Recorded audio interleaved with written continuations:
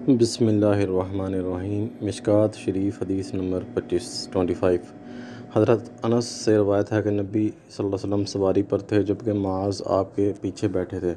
آپ صلی اللہ علیہ وسلم نے فرمایا، معاذ! انہیں عرض کیا، اللہ کے رسول سعادت مندی کے ساتھ حاضر ہوں۔ آپ نے فرمایا، معاذ! انہوں نے عرض کیا، اللہ کے رسول سعادت مندی کے ساتھ حاضر ہوں۔ آپ نے پھر فرمایا، معاذ! انہوں نے عرض کیا، اللہ کے رسول سعادت مندی کے ساتھ حاضر ہوں۔